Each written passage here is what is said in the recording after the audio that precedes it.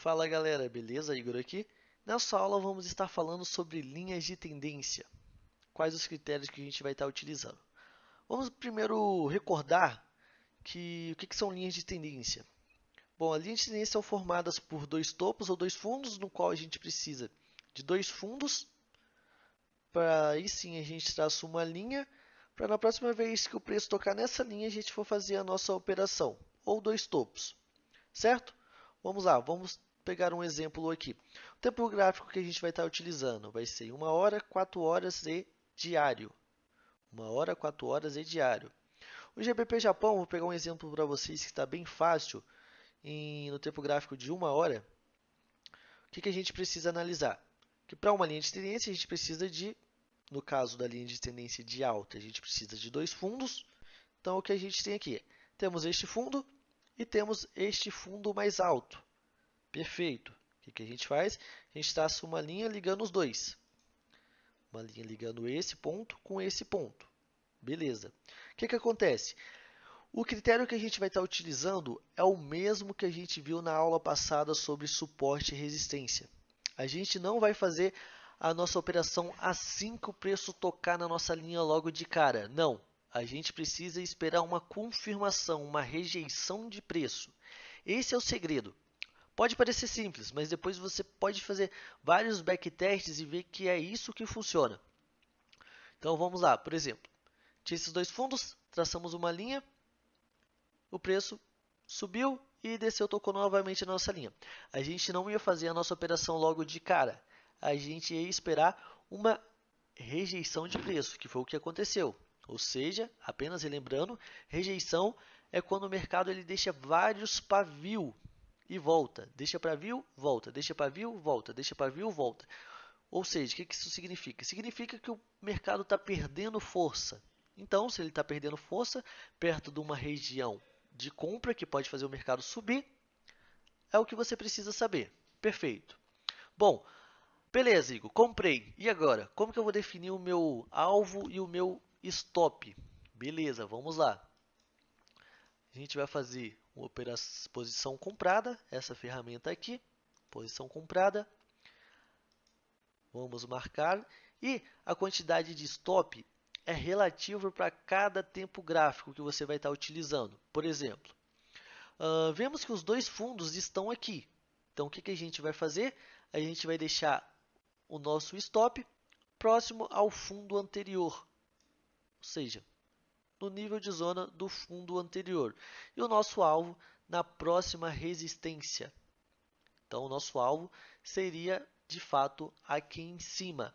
Ou seja, outra forma que a gente pode estar utilizando para medir é medir o tamanho do canal. Como assim canal? A quantidade de pontos que o mercado estava fazendo anteriormente. A gente vai estar utilizando essa ferramenta aqui, intervalo de preços. Por exemplo, o mercado deixou esse fundo aqui e fez uma correção até aqui. Essa correção foi de 770 pontos. Beleza.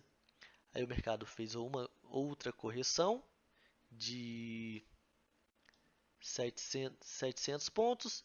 Depois subiu novamente para 870 pontos. Então, você tira uma média disso aí, que a quantidade de pontos que você tem que buscar é de 700 a 800 pontos. Então, você pode utilizar também essa forma para definir o seu alvo. 700 pontos também daria nessa resistência. Ah, beleza, o preço não foi lá, ele recuou antes. Sim, mas aí você poderia colocar o seu stop no lucro. Como assim colocar o stop no lucro?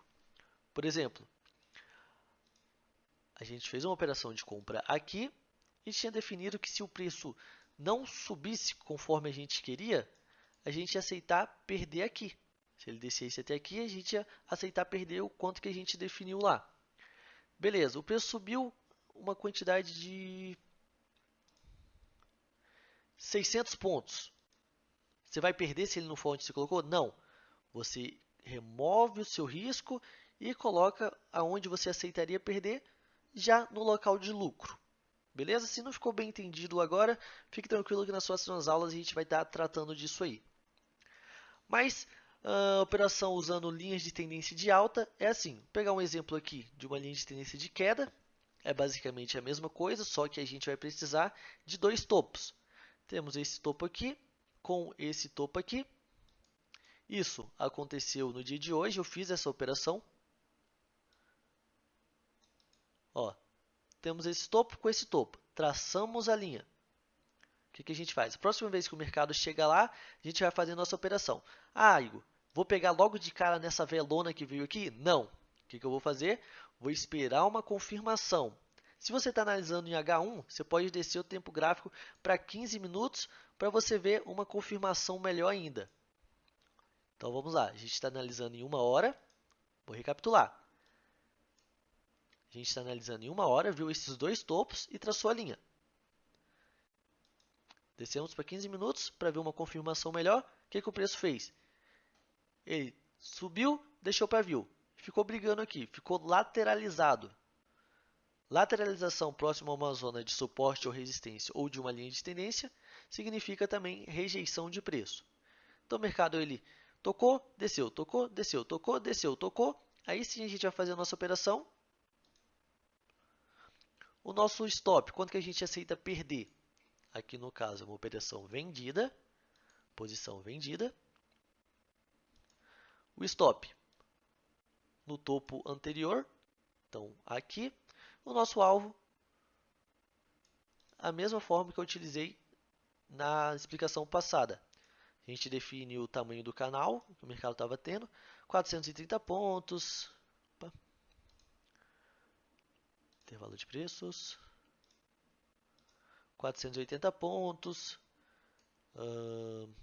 Aí desceu aqui 650 pontos. Então a gente sabe que é de 400 a 500 pontos o alvo que a gente vai buscar. Eu encerrei minha posição aqui, neste fundo. Encerrei minha posição aqui neste fundo. Então deu a quantidade de